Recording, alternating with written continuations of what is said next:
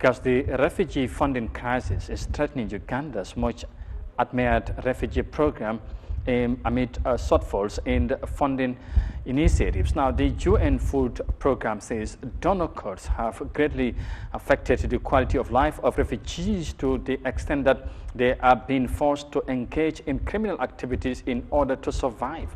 Now, amid the prevailing situation, WFP is now appealing for immediate intervention to avert further complications. And now, let's have more details of that in this report. Shukuru Muzaliwa Shifa is venturing into soap making to make some money. She has been struggling to put food on plate since aid agencies cut rations. Before doing this soap, some of girls and women, they were joining the bad peer groups and getting the early married, early pregnancies. Many refugees have started income-generating activities to make ends meet. These women are weaving their way out of the current crisis.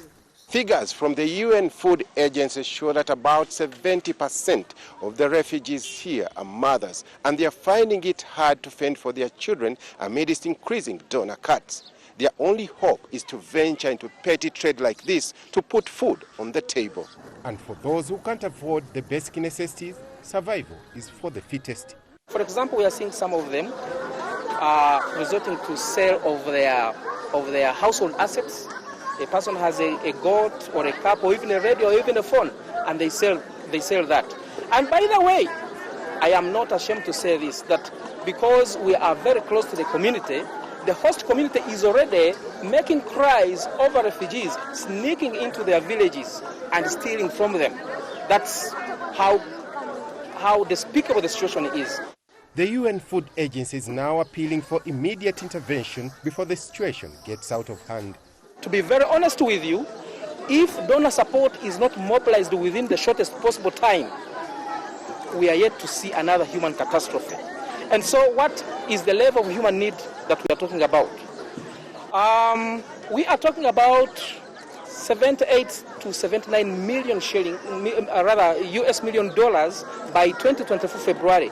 The UN Food Agency reduced food rations from 70% to 30% early this year. But as the situation unfolds, they are likely to reduce it further below 30%. But with no major responses coming in, Shukuru and 1 million more refugees in Uganda could be headed for tough times ahead.